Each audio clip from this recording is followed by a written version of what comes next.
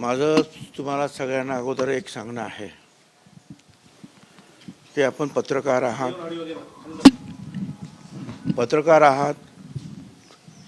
तुमचं कर्तव्य आहे की जे जे काही तुम्हाला चांगलं वाईट समाजामध्ये दिसतंय ते दाखवणं. प्रत्येकाची काही लोकशाही आहे, मतं ती जी आहेत ती लोकांच्या पुढे नेणं. परंतु काल माझ्या मतदारसंघामध्ये तुमच्यापैकी 2 वाहिन्यांच्या लोकांना फोन करून बोलवले, काळे झेंडे घेऊन फोन करून बोलवले. का तर मग ते दाखवायला पाहिजे आमच्या चॅनलवर. हा धंदा तुमच्या पत्रकारांनी करता कामा नये. ज्या पत्रकारांना राजकारणात यायचं त्यांनी राजकारणात यावं ना सरळ.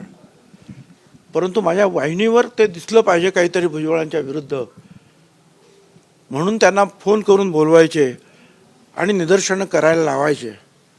का हा प्रकार होता कामा नये. हा काल प्रकार माझ्या मतदारसंघात झाला. त्याच्यानंतर 25 कार्यक्रम मी माझ्या मतदारसंघात घेतले. त्यातले ते अर्धे मराठा समाजाचे माझे मित्र आहेत. त्यांच्या घरी त्यांच्या कार्यक्रमात मी गेलो, कुठेही काही नव्हतं. परंतु केवळ काहीतरी एक चित्र उभं करायचं आहे. त्यांना स्वतःहून करायचं असेल, जे कोण आंदोलन करणार ते करतील. पण तुम्ही त्यांना खास बोलवून हे मुद्दाम ते इव्हेंट घडवून आणण्याचं काम जे आहे, इव्हेंट मॅनेजमेंटचं, हे तुम्ही करू नका. आता प्रश्न विचारा. साहेब, हे जे काही घडलं तुम्ही जे म्हणताय, मागे 1-2 वेळेला असाच प्रकार घडला होता. काही मोजके लोक तुमच्या विरोधात काळे झेंडे वगैरे दाखवतात आणि ते दाखवू दे, मला हरकत नाही. पण माझं काय म्हणत, त्यांना काय दाखवत जाऊ दे, पण तुम्ही त्यांना बोलून आणू नका की गपचूप फक्त माझ्या चॅनलला दाखवायचं म्हणून तुम्ही पुढे येणार आणि लवकर अरे आता येतील भुजबळ. तुमच्या चॅनलसाठी तो इव्हेंट मॅनेजमेंट तो शो करू नका. पुढे काय ते त्यांना दाखवायचं. आता माझ्याकडे 3 लाख मतदार आहेत. त्याचे 2-4 लोक काळे झेंडे फडकून द्या पुढे.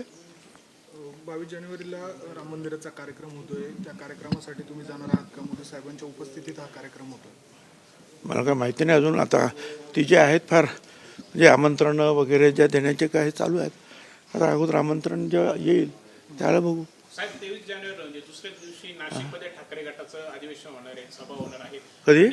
दुसऱ्याच दिवशी 23 जानेवारीला नाशिकमध्ये उद्धव ठाकरे येणार आहेत, सभा होणार आहेत आणि आमचं अयोध्या म्हणजे पंचवटीत आहे असं संजय राऊत पुरावा. मला वाटलं 23 जानेवारी म्हणजे सुभाष बाबूंची जयंती आणि बाळासाहेबांची जयंती आहे.